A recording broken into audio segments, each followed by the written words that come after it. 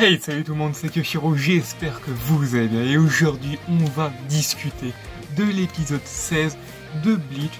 Donc oui, cette vidéo est tournée à la suite de ma vidéo Bleach Brave Soul. C'est pour ça que j'ai le même t-shirt pour ça. Parce que oui, aujourd'hui, pour moi, c'est semaine Bleach. Donc aujourd'hui, on va parler de la review de l'épisode 16 qui était vraiment très bien. J'ai beaucoup aimé cet épisode. Je trouve que ça va quand même très vite. Ça va beaucoup vite, mais c'est appréciable, c'est cool parce que ça enchaîne et ça reste très appréciable. On comprend toujours ce qui se passe et franchement c'est très cool parce que on a durant cet épisode la grosse révélation de les capitaines peuvent récupérer leur Bankai et comment faire pour récupérer. Donc on a Kisuke qui nous explique un petit peu qu'il a percé le secret en fait de leur technique pour voler le Bankai. Et on découvre que au final, qu'un Bankai et la résurrection d'un Arrancar c'est similaire. Donc Kisuke fait part à sa théorie à Mayuri que si les Quincy peuvent absorber les Bankai, alors pourquoi ils n'ont pas pu pourquoi ils n'ont pas pris les résurrections des Arrancar? Et donc ils ont dit premièrement soit ils sont pas intéressés, soit deuxièmement c'est que ça leur est nuisible. Et bon, ils sont tous les deux partis sur la deuxième théorie que ça leur est fatal. Et c'était la bonne solution, car c'est la bonne piste qu'ils ont eue, que au final les Quincy, c'est pour ça qu'ils tuent les Holos, parce que leur pouvoir ne se mélange pas aux Holos, contrairement aux Shinigami. Et franchement c'est trop stylé, parce que Kisuke comme ça, hop, il leur a créé une petite pilule qui permet à tous les utilisateurs de récupérer leur Bankai. Franchement, l'animation, Kisuke qui troll un petit peu et qui dit hey, vous me connaissez peut-être pas, alors que bon, Kisuke je pense c'est la personne la plus connue dans le Seireitei. Franchement ils ont tous récupéré leur Bankai parce que on voit au début d'épisode que les Shinigami ils sont dans la merde. On voit Shuai qui est en train de se barrer, on voit Inamori qui est prêt à se faire descendre, on voit Ikkaku et Yumichika qui sont ensemble, qui courent. Et franchement, t'as cette scène où ils peuvent récupérer leur Bankai. Et il y a un moment donné, Yumichika il dit à Ikkaku ouais, tu peux utiliser ton Bankai. Mais il me semblait qu'à un moment donné, ils disent que Ikkaku ne peut plus utiliser son Bankai parce que contre Ezrad, durant le combat de Karakura, quand il a utilisé pour la première fois son Bankai a été détruit. Donc comment ça se fait que là, il peut réutiliser son Bankai? Donc ça, je ne sais pas. Parce que c'est vrai que moi, je l'avais compris comme ça quand j'avais lu le manga. C'est que Ikkaku ne peut plus utiliser son Bankai, ou son Bankai est beaucoup plus faible qu'avant parce qu'il a été détruit lors de son combat contre Ezrad. Donc je sais pas, là il peut réutiliser peut-être son Bankai, donc je ne sais pas.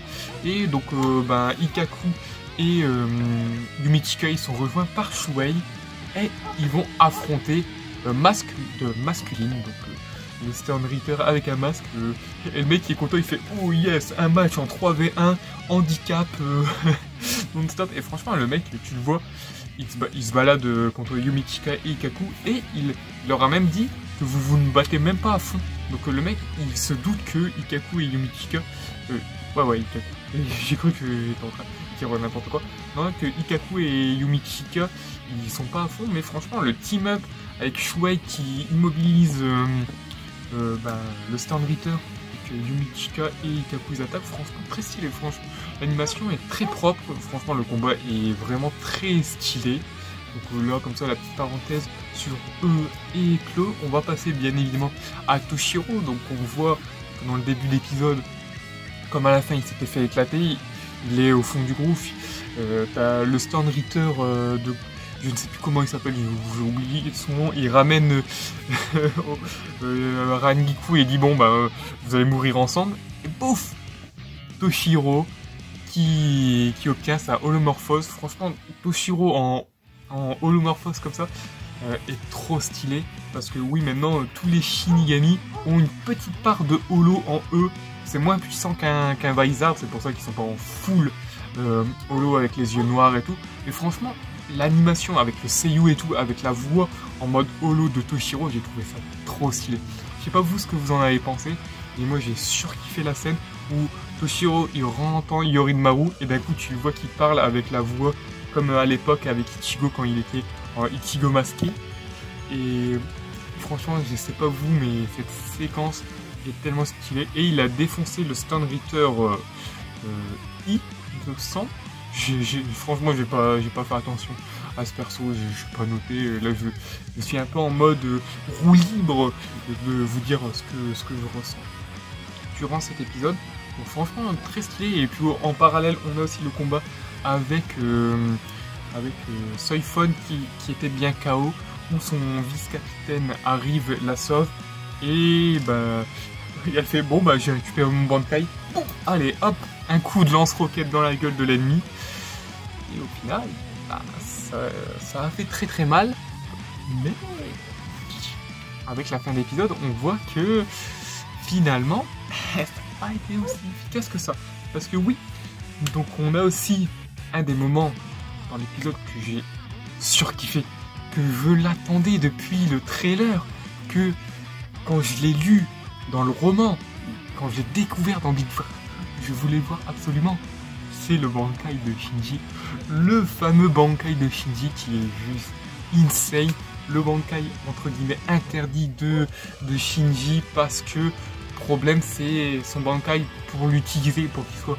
au plein potentiel, il faut qu'il soit entouré d'ennemis et qu'il n'y a aucun allié autour, parce que vous avez eu l'explication, c'est que en fait la perception change et tous tes alliés tu les perçois comme un ennemi, donc tout le monde se perçoit comme des ennemis et donc tout le monde s'entretue. C'est pour ça que c'est un Bankai très violent et que Shinji est tellement limité à l'utiliser que son Shikai est plus puissant que son Bankai et plus simple à utiliser sur des mobs. C'est pour ça que dans le roman il dit que son Bankai est utilisé pour les sbires et son Shikai pour les boss, quoi. Et voilà, on a enchaîné, et c'est trop stylé parce que c'est vrai que dans le manga, bah, vu que ça c'est une scène rajoutée dans l'anime, parce que le Bankai de Shinji est exclusif au roman, donc maintenant on l'a dans l'anime, et c'est vrai que nous on a en fait l'arrivée de Shinji, on le voit pas se battre, on voit juste que d'un coup, hop, il y a Konamura, il y a Bambietta, et hop, t'as Shinji qui intervient et qui utilise son Shikai. Donc ça c'est très cool, ils ont ajouté ce petit passage, ce petit élément que Shinji s'est occupé des sbires, a utilisé son Bankai, et après il rejoint Bambietta et Konamura qui ont fait un petit face à face. On voit que Konamura a une armure, pourquoi se cache-t-il derrière une armure, et il s'en bat les steaks de Bambietta, il veut direct affronter j'allais dire Aizen, il va affronter Iwat directement. Intéressant, franchement vous allez voir que Konamura il fait partie maintenant du top des capitaines les plus puissants.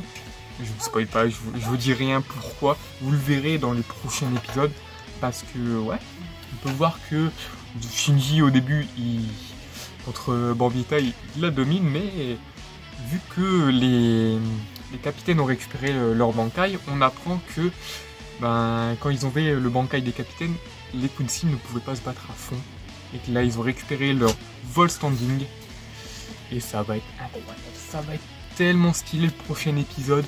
On va voir le combat, je pense, full power de Bambietta, je pense. Ça va être ultra stylé, et on aura bien évidemment, je pense, la fin de l'entraînement d'Ichigo, parce que si vous êtes bien resté jusqu'à la fin de l'ending, on a l'entraînement d'Ichigo où on voit des flashbacks d'un personnage, on ne sait pas ce qui se passe. Moi je vous ne spoil pas parce que j'ai reconnu un peu les clins d'œil, j'ai un peu reconnu, mais voilà, c'est très intriguant.